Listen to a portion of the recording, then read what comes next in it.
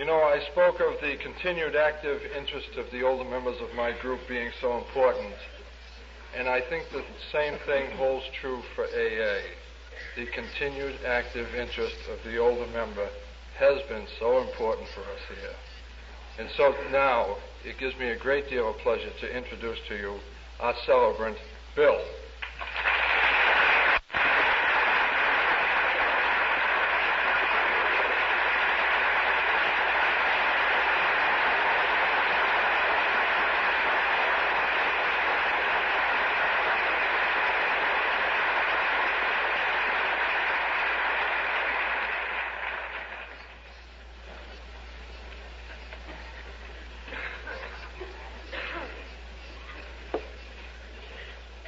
Dear friends,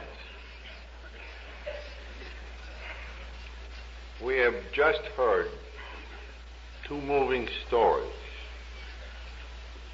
about the cave that is alcoholism. Unlike Lee, I didn't live in my cave alone. Lois lived with me. But like everyone else's cave, it was an ever-darkening one. And one evening, in the summer of 32 years ago, the darkness became complete. Lois sat downstairs in Town's hospital. Good old Dr. Silkworth was talking to her, and he had to tell her that I had become possessed of an obsession that condemned me to go on drinking, and that this meant madness and death. Lying upstairs, I well knew what the sentence was. Now, we both knew.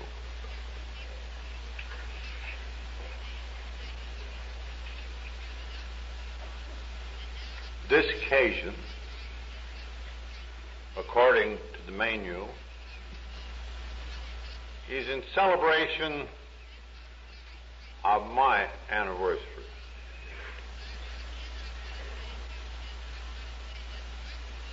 And so it is. But in my mind, and I know in yours, it is something which carries far deeper meaning than that. And let us look at some of these meanings as the story of the beginnings is recounted. And before the story begins, may I thank all of you for being with us here tonight.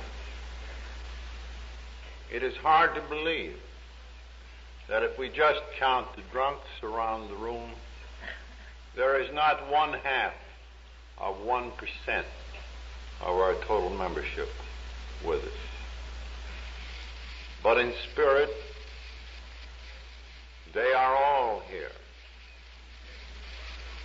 as we celebrate the vast miracle of regeneration that now encompasses the world,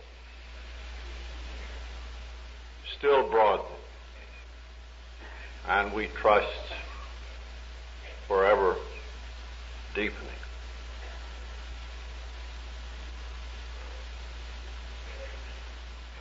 Those of the early days, the very early ones,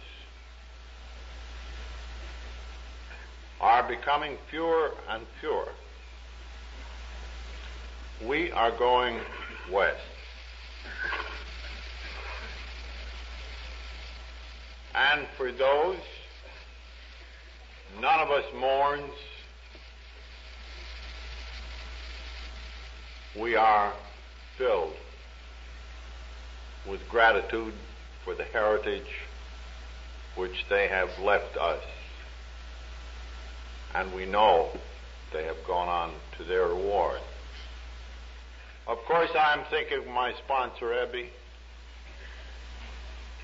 I'm thinking of Sister Ignatia. I'm thinking of Harry Tebow. And two of these, you see, are non-alcoholics who help so vastly to make this society what it is and may be.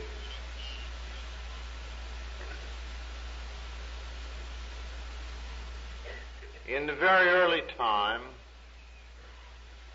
our whole destiny frequently hung on a single act, a single piece of wisdom, a single piece of compassion and of understanding. And this succession of people were, in a sense, indispensable. Without them, we should not be here at all. And offhand, I think of only two of these that are left.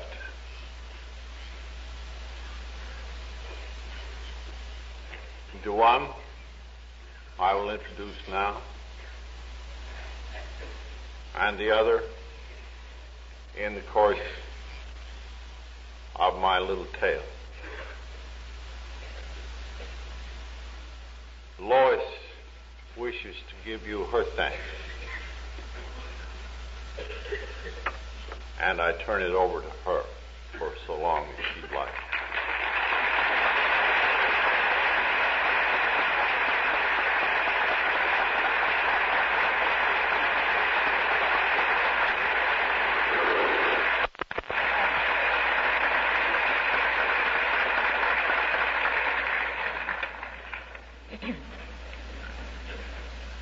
Good evening, everybody. These dinners get better and better and bigger and bigger and more thrilling and more thrilling. And I want to thank you all for your love and devotion to AA and to Bill. And I'm very, very, very grateful for all the wonderful things that have happened to us. Through you, with God's help. Thank you again.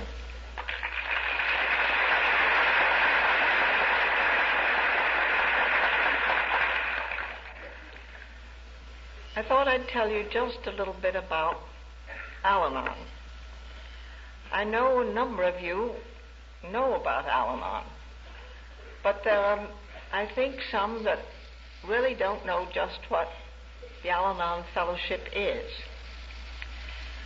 I think maybe some people have the idea that any of the family of alcoholics in AA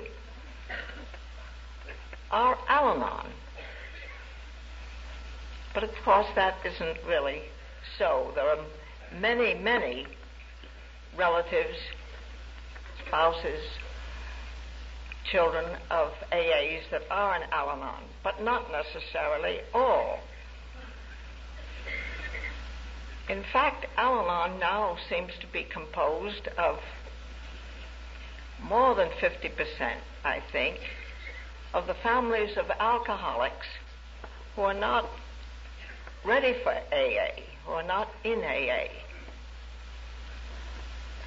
And this is really I think, a wonderful development, because it gives the alcoholic so much better chance to get into AA when his family, particularly his mate, knows about Al-Anon and is in Al-Anon and stops putting the pressure on a husband that we all did before we knew about Al-Anon. Now, this fellowship of the families of alcoholics follows AA in every possible way we can.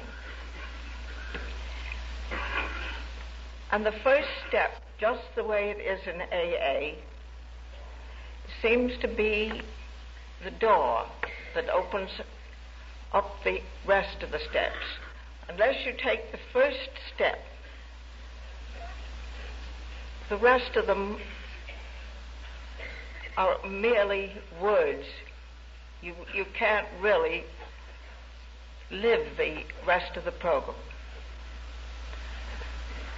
Until a member of an alcoholic's family recognizes the fact that she is powerless over the problem of alcohol in her home, she really can't go any further. So the first step, just the way it is in AA, is of the very greatest importance. And of course that means there's so many secondary meanings beyond that thing. It means that you have to take your hands off the alcoholic's problem. You can do nothing about it. And that you will only confuse and make things worse if you continue the way you have been trying to manage the alcoholic's life, which most every mate tries to do, I believe, before they understand this principle.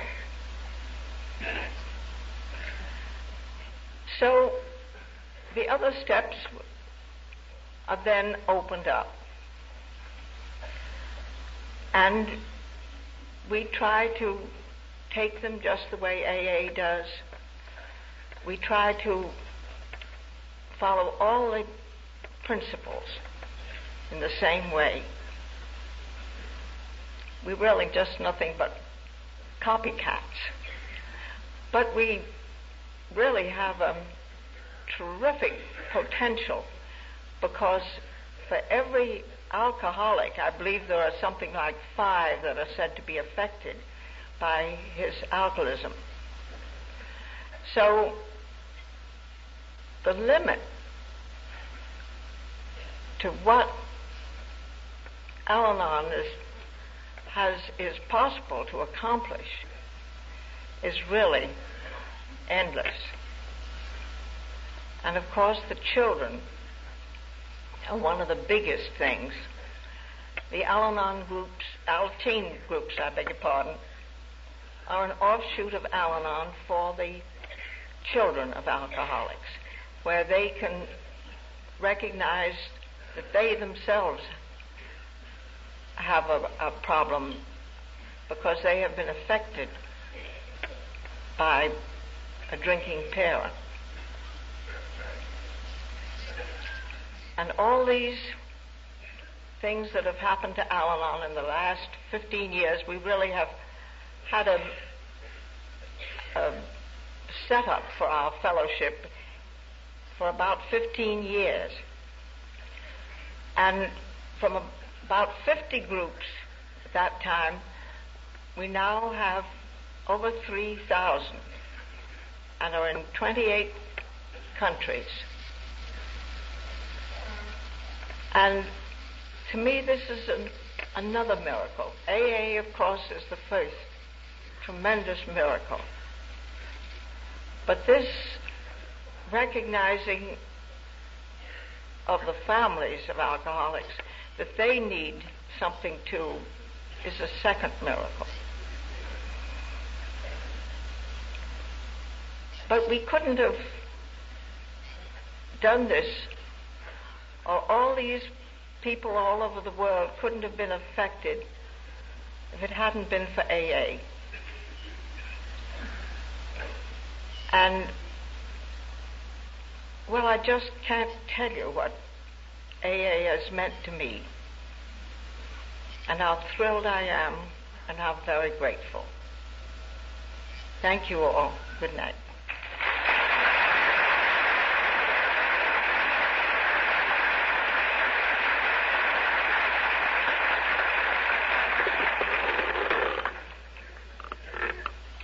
I cannot overemphasize the crucial importance of Al-Anon to our fellowship. Thank you, dear, for what you've said and all that you have meant through the years. I might add, for the benefit of friends here for the first time, that this is a society within a society. You must have guessed that it is to repair the greatest damages of all, the damages that we alcoholics have done to those nearest and dearest.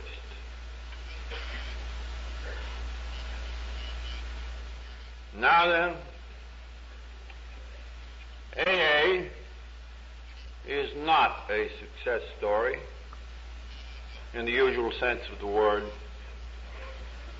because it is founded squarely upon misery unspeakable.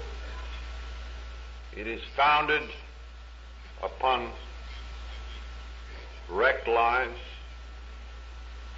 and utter hopelessness.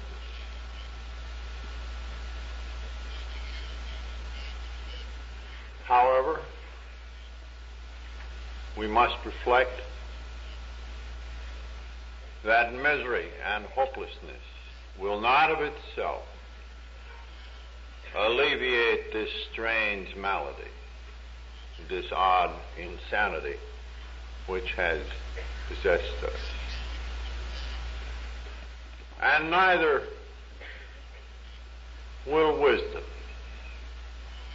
alone do it. The essential ingredient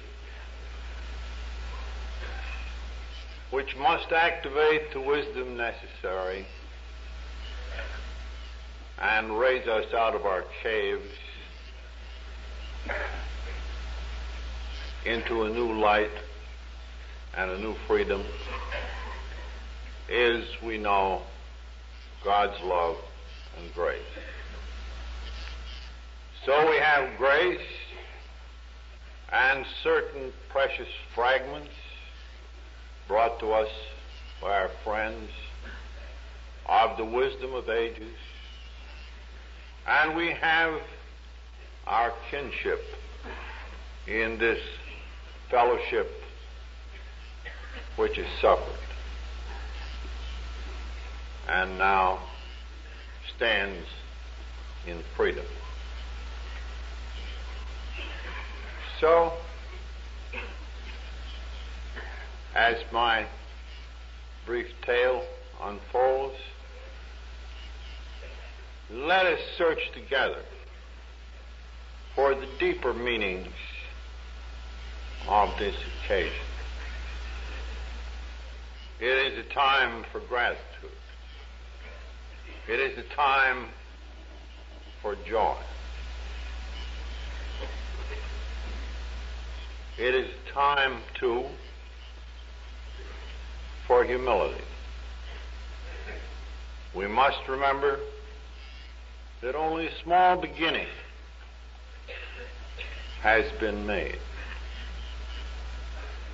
That within a few miles of this hall, even, thousands suffer, not having found what we have found. The world over, there are 20 million of us still in the kinship of suffering, but not in the kinship of freedom. So this is the time to dedicate ourselves as never before to our responsibility for them, to bring them what we know and feel and believe.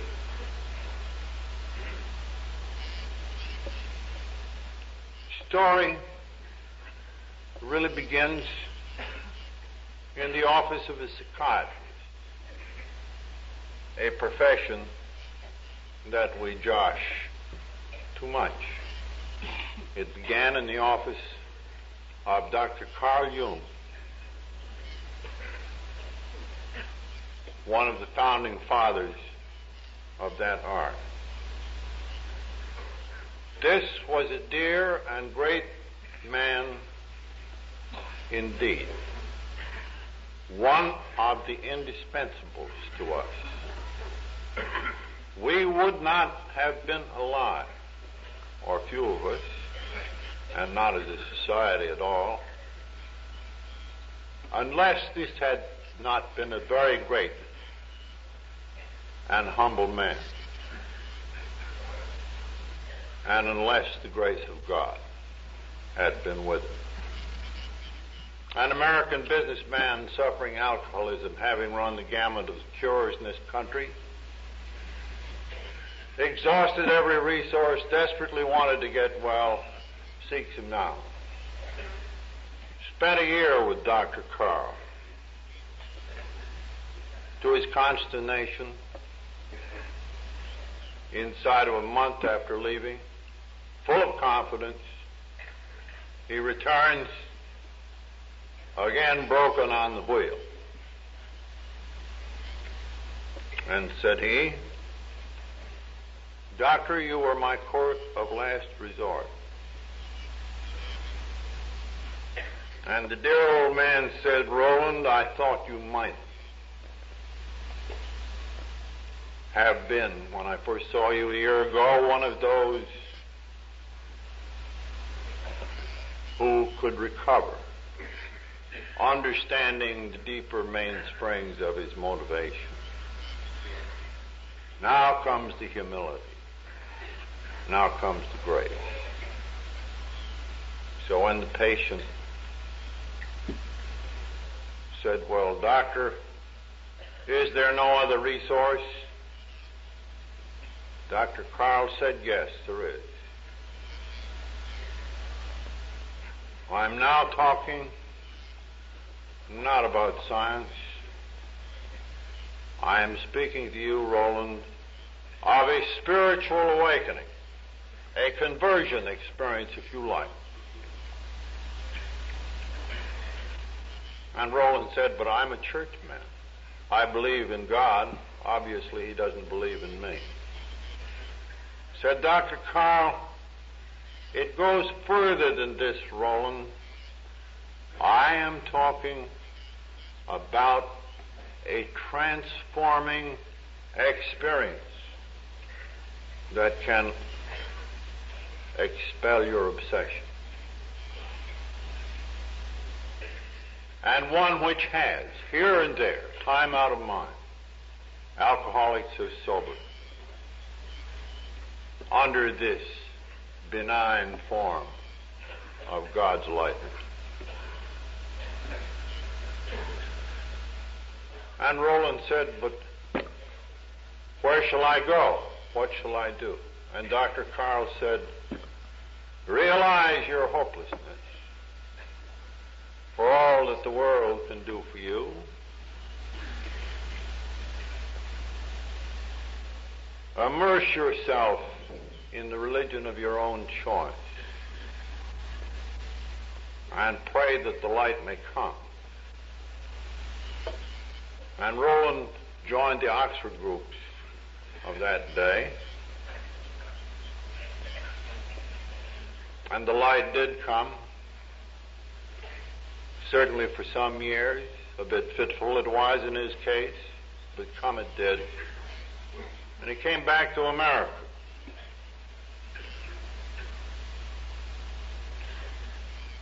Soon afterward, being at his summer home in Bennington, Vermont, he came across my sponsor, Rebbe, the one I just mentioned. And Annv had been about to be committed for alcoholic insanity, so-called. The village fathers wanted him locked up because he'd rammed his father's fine new car into the side of a farmhouse, and well inside the kitchen, he looked out of the car window to see a woman cowering in the corner, terrified, and Ebby had said, "How about a cup of coffee?" So, now we have the spectacle of one alcoholic talking to another. One recovered alcoholic talking to another. And Ebby was brought to New York. And he was exposed to a few other alcoholics who had recovered in the Oxford groups under the guidance of Sam Shoemaker, our beloved rector. And then Ebby bethought himself of me. And not long before,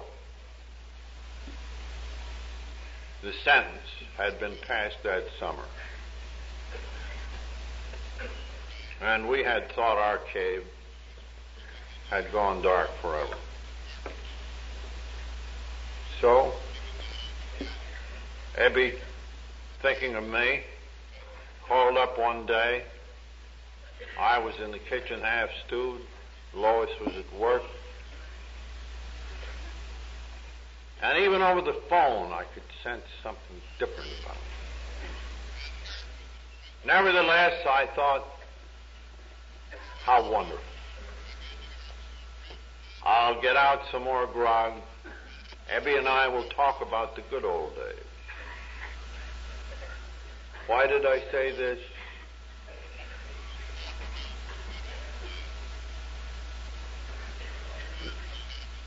The good old days did have some element of joy.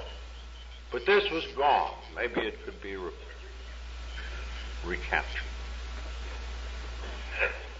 So, he stood at the lower gateway of the house. And again, I could sense something different. He didn't look like he was on the strain of riding the water wagon. He came in. He sat at the kitchen table. I offered him a drink. And with a little smile, he said, "Well, I'm not drinking today."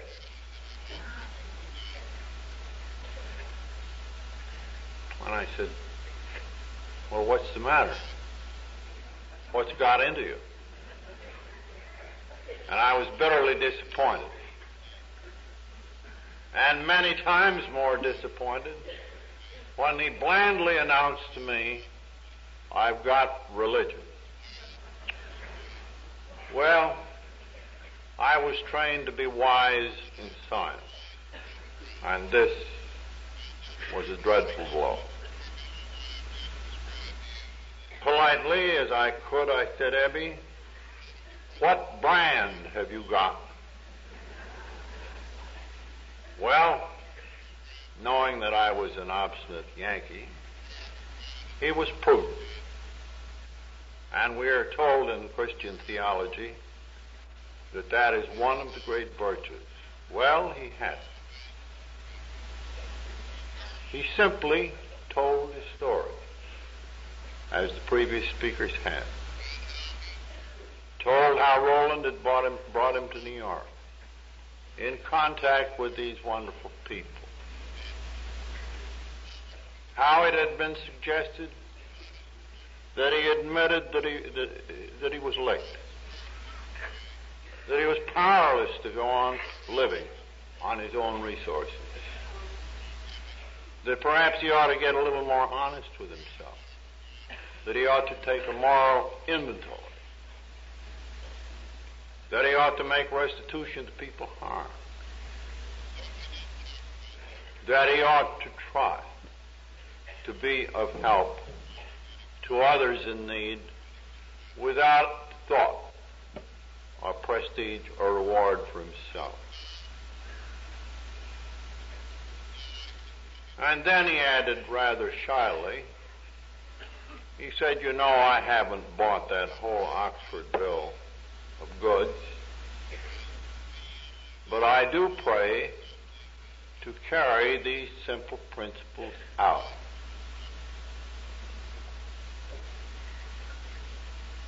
Well, I was never the same man again, because he had spoken to me at depth. He had not brought any new ideas, but he was in the kinship of suffering. And now he seemed to be free, released, as he said. And I knew this was something different. So I asked him some more questions. He was very careful not to try to evangelize me. He knew I wouldn't take it. He just told his story and left. The drinking went on, but in no waking hour could I forget the face of Ebby across that kitchen table. And I thought to myself, what a ghastly dilemma he's put me into. Here, one of my gods of science, in the person of the great Dr. Jung, had said that nothing could be done through his art. And here was dear Dr. Silkworth, who had been obliged to pass on me the same sentence. So I was a condemned man. And it wasn't just a question of getting honest with myself and making some restitution and trying to be nice to some other people. No, I knew there was more than that. Somehow there had to be faith in some higher power, be it a he, a she, or an it. And this I didn't have, nor could I conceive of having. But as the drinking went on, the pressure of the dilemma mounted. And finally I found myself on the way to the hospital. I thought, well, I was half drunk when he told me this. I'll go and sober up and see how it looks. After all, he was sober, and his sobriety had a new quality, not the water wagon business. I'll go up and have good old Dr. Silkworth clean me up. So I walked up quite ahead of time, so far as DTs were concerned. I came in waving a bottle. And this dear old man looked at me as I shouted, "This time I've got something." And his face fell because he loved me. In fact, in our annals, he will be known as the little man who loved drunks. In his lifetime, I think he saw some 40,000 of them. And after AA, 15 of these he saw get well, 15,000. So he said, well, Bill, you better go to bed. So I did. 3 days later, I was free of sedative or any tapering off juice. And all of a sudden, Nebby stands in the door. And I thought, well, this is the day he's going to evangelize. But no, he didn't.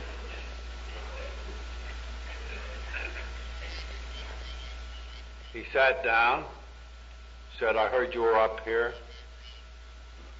I thought I'd drop by. And he forced me again to ask him to tell that simple story of the kitchen table. And as he told it, the dilemma increased to an agonizing point. I was in reach, in sight of almost the other shore.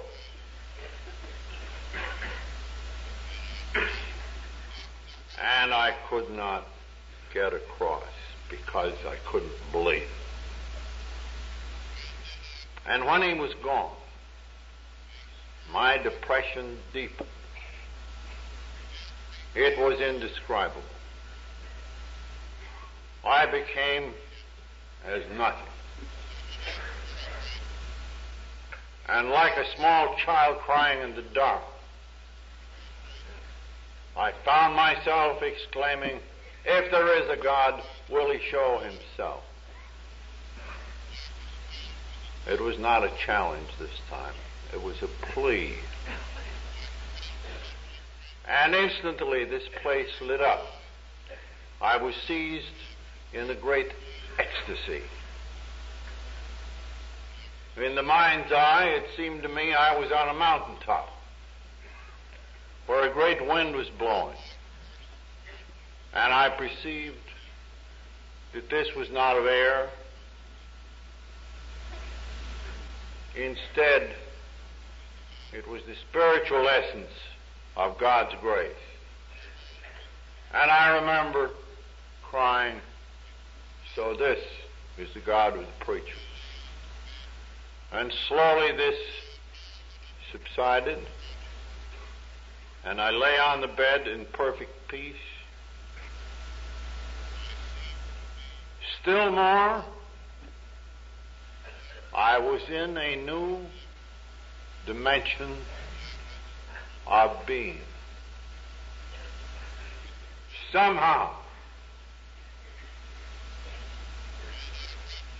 despite the woes of the world, everything was all right. I felt suffused by this spirit. So I lay there. But little by little,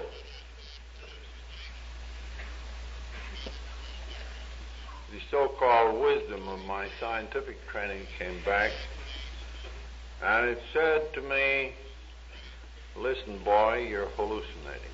Better get the doctor. So he came. He was not a great man in medicine. Few had time for his views then, but he was a great human being. He had understanding, he had compassion, he had the open mind,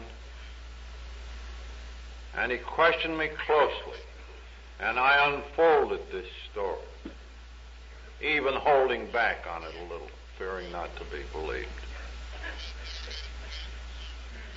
And at length he said, Bill, you're not hallucinating. Some great psychic event has occurred. And sometimes this happens to alcoholics. I've read about it in the books, but I've never seen it. somehow you were different. You are not the same person you were. Something has been added. And whatever it is, you best hang on to it. So I began to hang on. And there were a few more days in the hospital.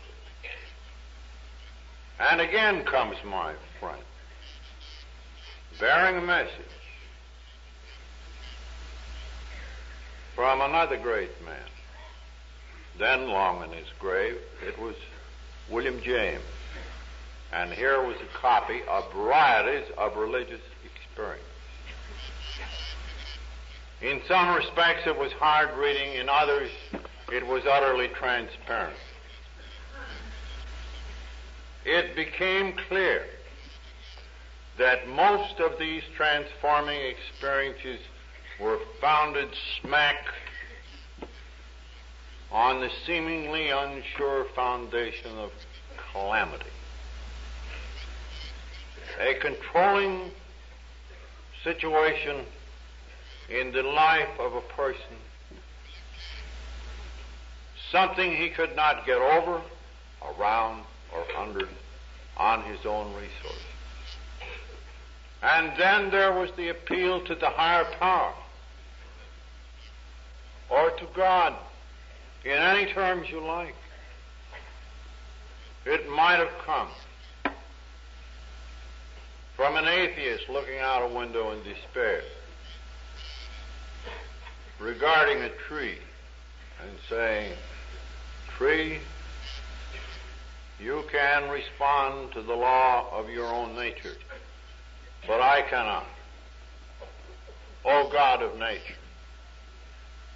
This wasn't necessarily followed by a sudden illumination such as mine, but something would enter the man. His motivation, as the psychologists say, was suddenly altered. His liabilities were transmuted into golden assets. These experiences might be sudden. They might take many forms. James even said there was an educational variety. But they were all characterized by calamity. They were all characterized by a transformation, all out of proportion to any association, discipline, faith, belief, or what have you. Truly, these were gifts of God, given for the most part to those the most sorely stricken. So why should I have received this? Well, I began to think that perhaps part of the reason was my identity with Ebby.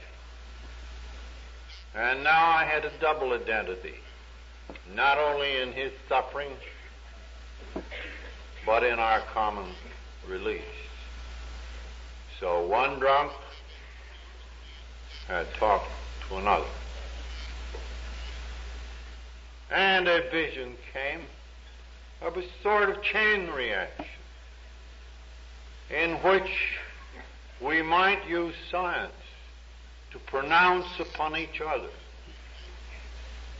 this same sentence of hopelessness that I had received via Jung and Silkworth.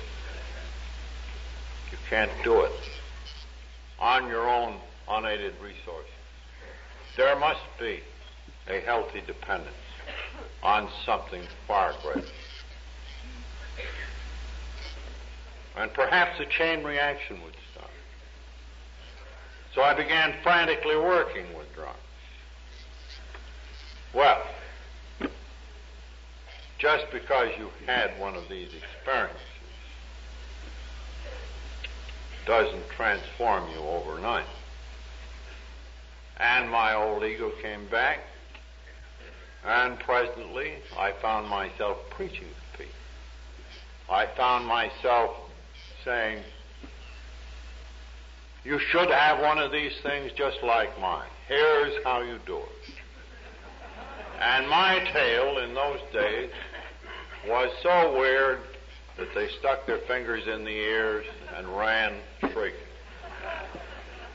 Some were sobered up for 2 or 3 months only to flop dismally. At about this time, it was suggested by friends and some relatives that better get Lois out of that department store, and what about a job? Couldn't the missionary business be left to someone else?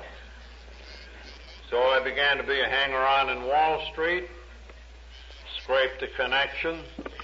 This led me to Akron, Ohio. Possible control of a small company there.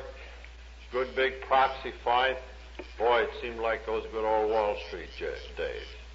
I hadn't abandoned the drunks, but I thought I'd get rich first. Well, I got out there, and things turned out very badly. More calamity, if you like. Oh, what a healthy thing this can be. Until again, I'm near to despair. I'm alone in the Mayflower Hotel in Akron. And for the first time in 6 months, the thought of a drink came back. And I walked up and down the bar room at one end. At the other end of the lobby, a church director. And as I paced back and forth, I found myself looking absently at it. And then the thought came, well, maybe some of these Oxford groupers are around here. I'll call up this preacher. Name was Walter Tunks. It was odd. Maybe that would be good. So I called him. I explained that I was the drunk from New York who needed another drunk to work on. Well, the good man had seen lots of drunks, evidently, and, one at a time seemed to be enough. But nevertheless, he did catch on. God bless him. And he gave me a list of people.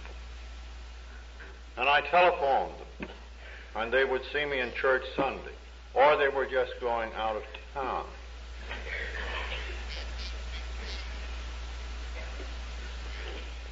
And I came to the end of a list of several names. And at the bottom of the list was one Henrietta Seiberling. I said, good grief, I can't call her. I remember meeting Frank Seiberling one time on a business deal, and I can't imagine going out to see that dear old lady on a Saturday afternoon, even if she would have me, to ask her what about another drunk to work on. No, you can't do this. I went back and looked in the bar again. Might scrape an acquaintance in there. I'm so lonesome in the lobby. Something said you'd better call her. So I went upstairs and called. And a delightful southern voice came on the wire. I explained to her, and she understood at once.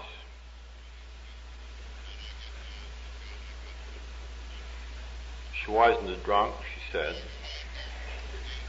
but she had had some experience in suffering and being relieved of it. Wouldn't I come right out?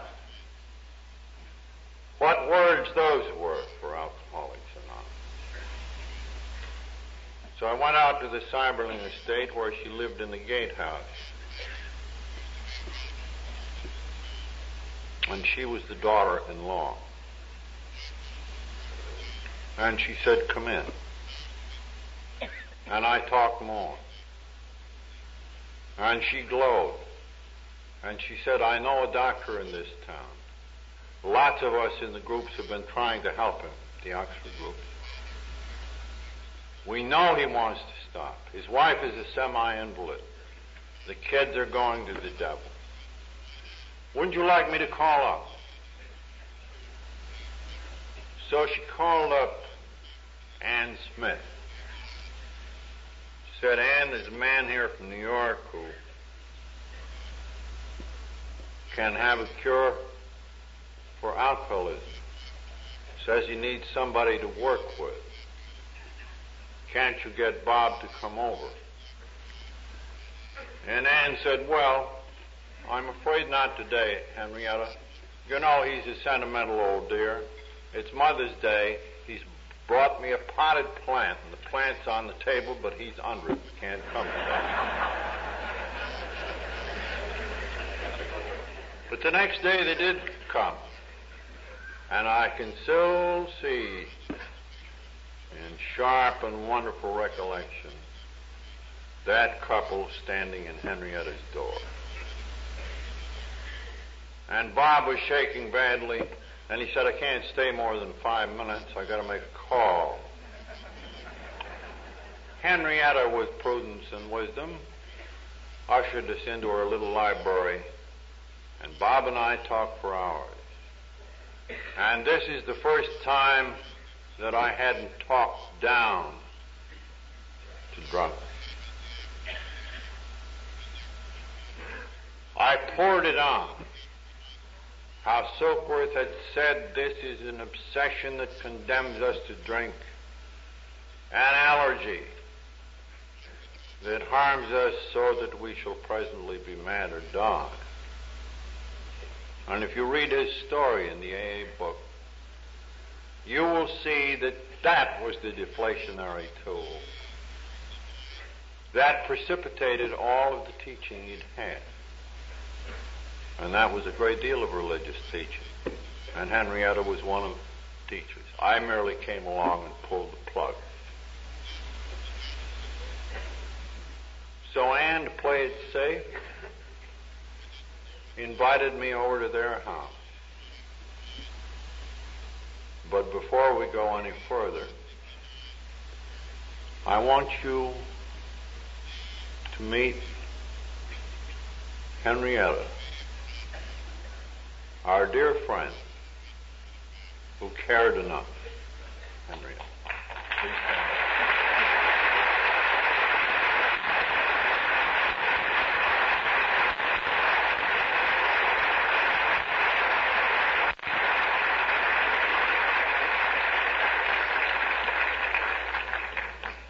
That's how she was in on the early days. And she's never stopped helping since. So I went to Dr. Bob's house. And soon Dr. Bob says, I got to go to a medical convention in Atlantic City. And Ann stood behind him and said, no, no, no. In my ardor, too, I told Bob he had to live with alcoholism, so I had 2 big crocks right up on the sideboard. You know, something to work against, not on.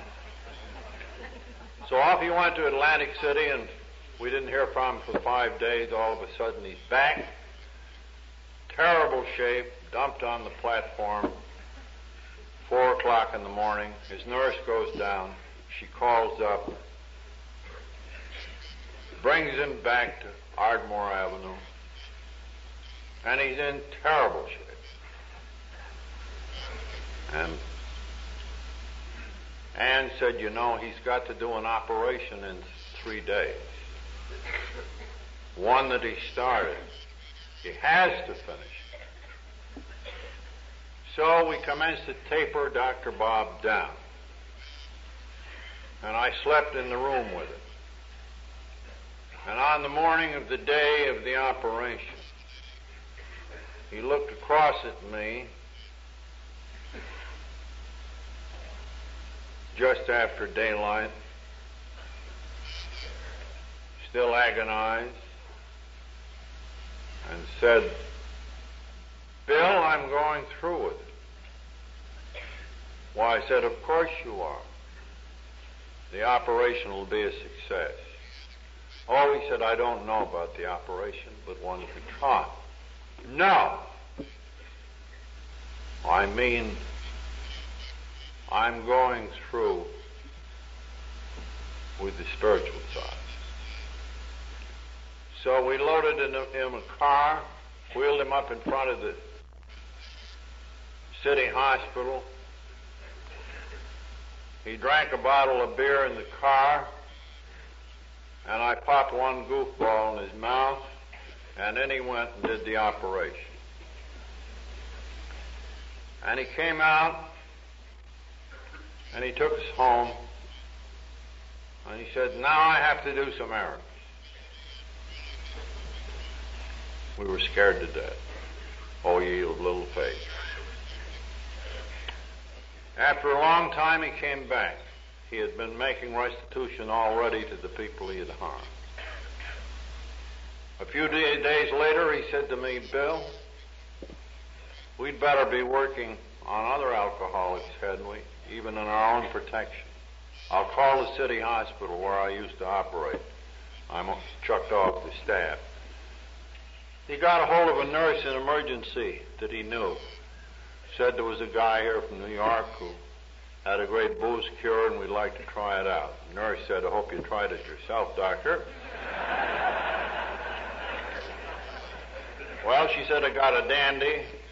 Been here 5 times in 4 months. 6 times, I guess it was.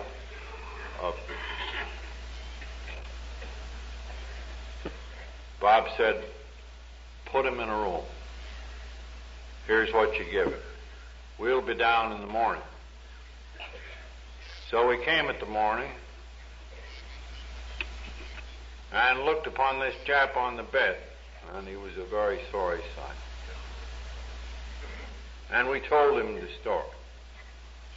And he shook his head with infinite sadness and said, no, I'm too far gone. This isn't for me. Besides, I'm a religious man. It's nice of you to come. And as we turned to go, he said, but you'll come back and see me again, won't you? So we came on the morrow, and it was a very different sight. His wife, also named Henrietta, was in the room. He said, dear, here are the fellows who are talking to me. They are the people that know. For the first time, this makes sense. I'm going to try it. I thought it over during the night. If they can do it, maybe under God's grace, I too can do it. Let's have my clothes. I'm going home. He went out into a political campaign. He was taunted for his alcoholism, but never had a drink till the day he died. And that was old Bill Dust. And that is where and how the first AA group took shape. The ultimate how, of course, we still don't know. For this has to do with the mystery of God's grace, which no man understands. So I came home. A little group started in New York. People from Cleveland began to come to Bob's meeting in Akron. A while later, he meets Ignatius. And between 1940 and 50, those two ministered to 5,000 alcoholics. After Bob's death, she to 10 more in Cleveland. 10,000 more.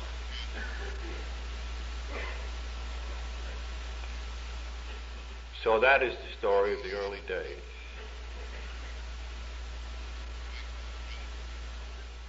How our destiny is hung on the love, the understanding, the dedication of our friends, of our wives, of our husbands.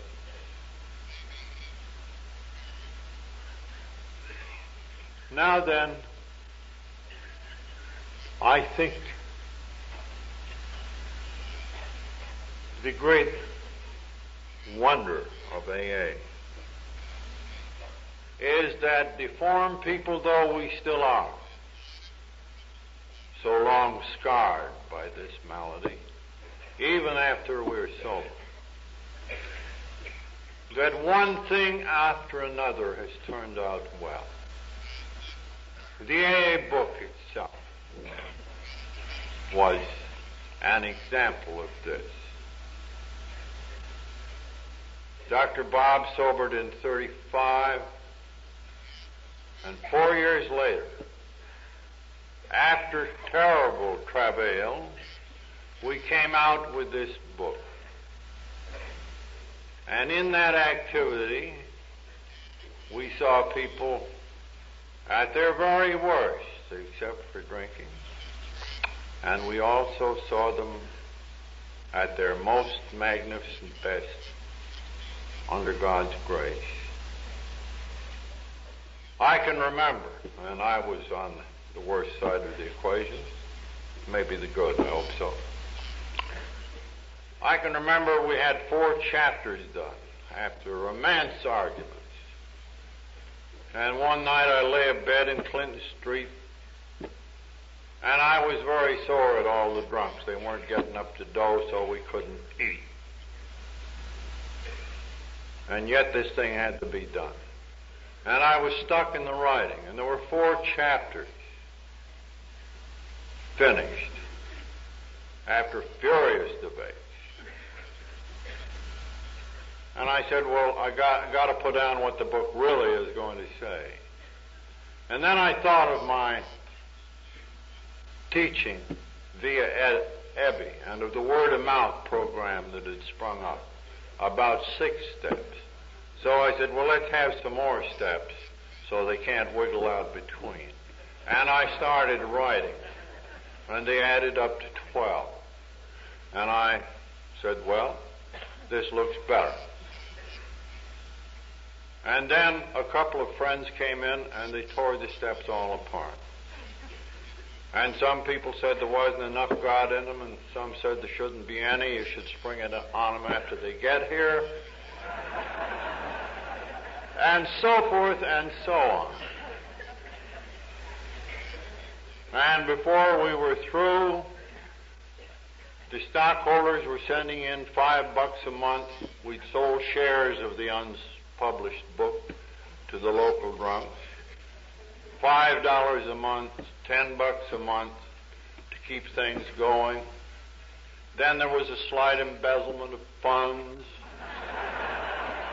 Well, I would really like to tell you about this book. And finally, with the last 500 we could lay hold of, we went up to the Reader's Digest that promised a piece, and we said, boys, we're all ready to shoot. And the editor that had talked to us a month before said, shoot what? Oh, yes, you were the fellows in the Alcohol Society. We were going to do this piece and mention your new book, but we changed our mind after discussions and we forgot to tell you. And the collapse was very great. We lost the house. The printer, dear man, almost took the book, but withheld. We went into a terrific promotion piece. One of the drunks got on the radio with Gabriel Heater. We put out a shower of 20,000 postal cards to all the doctors east of the Mississippi River saying, buy the book Alcoholics Anonymous, short cure for alcoholism, $3.50. Listen to Heater. We locked the guy up so he wouldn't get drunk. He appeared on Heater's program. The market in AA had gone because all the people who wrote stories had got a free book, and all those who had bought stock, they got a free book. But now we could see the books going out in carloads. And we went down to the post office, after waiting a few days, and we looked in the box, and you could see a few postal cards in there. And my friend who had helped me so, Hank Parker, always the optimist, said, "My God, they couldn't get them in the box, Bill. There must be mail bags full."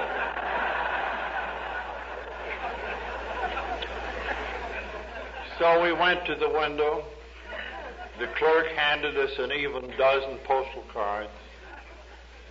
10 of them were from doctors drunk, so much so they couldn't write, berating us. And we had 2 orders for the book Alcoholics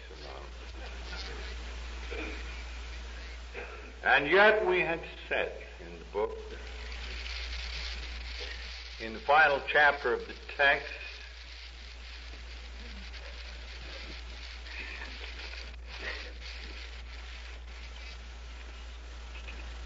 having learned some humility by this time, we modestly said, our hope is that when this chip of a book is launched on the world tide of alcoholism, defeated drinkers will seize upon it to follow its suggestions.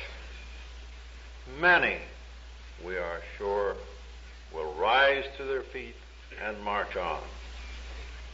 They will approach still other sick ones, and fellowships of Alcoholics Anonymous may spring up in each city and hamlet, havens for those who must find a way out. Someone has likened Alcoholics Anonymous to a cathedral of infinite dimensions, an edifice, if you like, of the Spirit. And on its great floor now stand 11,000 of us in our group, and we number several hundreds of thousands. And we are in peace with each other and with the world. And the side walls of this cathedral are buttressed by the 12 traditions of AA, the basis of living and working together, of functioning, of relating ourselves to the stricken world that now surrounds us. And the spire, the beckoning spire, symbolizes service. And its beacon shines out. And upon this, the sun never sets.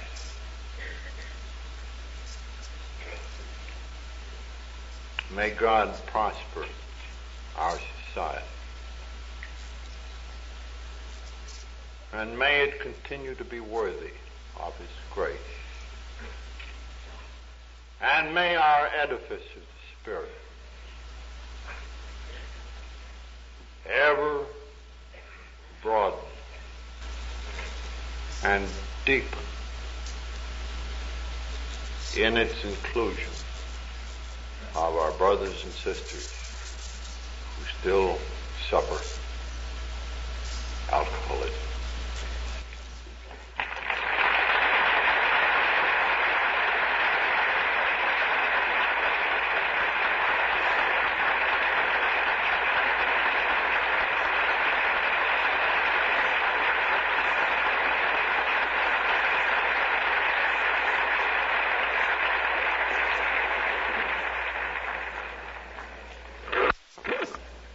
Bill, I know I speak for everyone here when I say thank you for everything. Now, I want to remind you that there's dancing immediately following this meeting across the hall in the Royal Ballroom. And there is there are several entrances. There's the one directly opposite here, and another entrance down at the right, so we won't all jam up at one place. I'd like to remind you, or tell you, that there are tapes available of this meeting, and you can see Frank down front here if you're interested in getting one.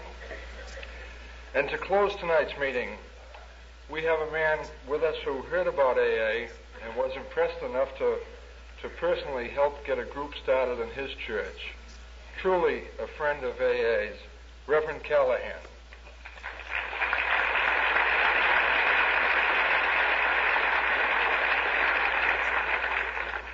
Would you please stand for the closing prayer?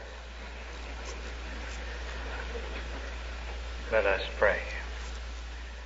O Lord our God, in whom we live and move and have our very being, and from whom we are very restless until we find our peace and sobriety in Thee, we stand in silence to give Thee thanks.